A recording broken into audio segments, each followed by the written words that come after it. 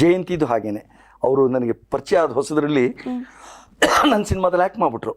ಆದ್ಮೇಲೆ ಅವ್ರಿಗೆ ಇದ್ದಕ್ಕಿದ್ದಂಗೆ ಮುಖವಾಡ ಓಕೆ ಶಿ ಆಕ್ಟೆಡ್. ಅದೇನಕ್ಕೆ ಇಷ್ಟ ಆಯ್ತು ಅವ್ರಿಗೆ ಅಂದ್ರೆ ಅಲ್ಲೊಂದು ಪದ್ಯ ಹೇಳಿದೆ ನಾನು. ಸರಕಾರ ಹರಿಗೋಲು ತೆರೆ ಸುಳಿಗಳ ಅತ್ತಿತ್ತ ಸುರೆ ಕುಡಿದ ಕೆಲವರು ಹುಟ್ಟು ಹಾಕುತ್ತಿಹರು, ಹುಚ್ಚೆದ್ದು ಕುಣಿಯುತ್ತಿದೆ ಬಿರುಗಾಳಿ ಬೀಸುತ್ತಿದೆ, ಆದರೂ ದೋಣಿ ಬೀಳದಿರುವುದು ಅಚ್ಚರಿಯೋ ಮಂಕುತಿಮ್ಮ ಅಂತ.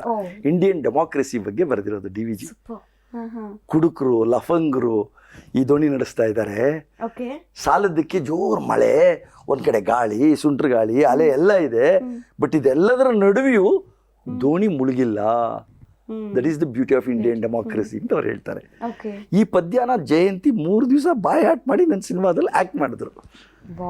She was so proud. ಎಲ್ಲರ ಹತ್ರ ಹೇಳೋರು, ಇವನು ನನಗೆ ಕನ್ನಡ ಸಾಹಿತ್ಯದ ಬಗ್ಗೆ ಹುಚ್ಚಿಡಿಸಿದವನು, ನಾನು ಕಷ್ಟಪಟ್ಟು ಕಲ್ತಿದ್ದೀನಿ ಅಂತ. ಮೊದಲನೇ ದಿವಸ ಬೇರೆಯವ್ರ ಕೈಲಿ ಹೇಳಿಸ್ಬಿಡೋ ಡಬ್ಬಿಂಗ್ ಮಾಡಿಸು ನಾನು ಬಬ್ಬ ಅಂತೀನಿ ಹಿಂದಿ. ಬಟ್ ಆಮೇಲೆ ಅನ್ನಿಸ್ತು ಬಿಡ್ಲಿಲ್ಲ ಅವನು, ಮೇಡಮ್ ನೀವು ಬಾಯಲ್ಲಿ ಹೇಳಿದ್ರೆ ಮಾತ್ರ ಅದಕ್ಕೆ ಜೀವ ಬರುತ್ತೆ.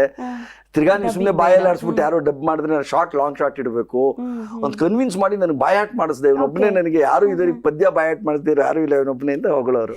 ಆಸ್ ಎ ಡೈರೆಕ್ಟರ್ ನೀವು ಅವಾಗ ನಾನು ಎಷ್ಟೋ ಸರಿ ಕೇಳ್ತಾ ಇದ್ದೆ ಅಂತಂದ್ರೆ ನಾಯಕಿಯರಿಗೆ ಲಾಂಗ್ ಶಾರ್ಟ್ ಅಲ್ಲಿ ಕೆಲವೊಂದು ದೃಶ್ಯವನ್ನ ಚಿತ್ರೀಕರಣ ಮಾಡಿದ್ರೆ ಅವ್ರು ಕನ್ವಿನ್ಸ್ ಆಗ್ತಾ ಇದ್ರು.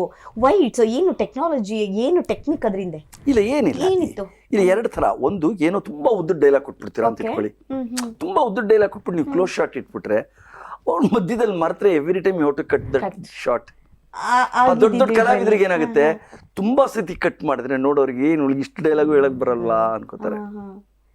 ನೀವು ಸ್ವಲ್ಪ ಲಾಂಗ್ ಶಾಟ್ ಇಟ್ಬಿಟ್ಟು ನೀವೇನಾದ್ರು ಡೈಲಾಗ್ ಕೊಟ್ಟರೆ ಏನೋ ಮಧ್ಯದಲ್ಲಿ ಮಾತಾಡ್ತಾ ಇದ್ರೆ ಸಾಕು, ಸುಮ್ಮನೆ ಬಾಯ್ ಆಮೇಲೆ ನಾವು ಬ್ಯಾಕ್ ಗ್ರೌಂಡ್ ಅಂತ ಹೇಳ್ಕೊಡ್ತೀವಿ, ಅದನ್ನ ತಗೋತಾರೆ. ಬಟ್ ಲಾಂಗ್ ಡಬ್ ಮಾಡಿದಾಗ ಗೊತ್ತಾಗಲ್ಲ. ಮುಖಭಾವ. This is the reason.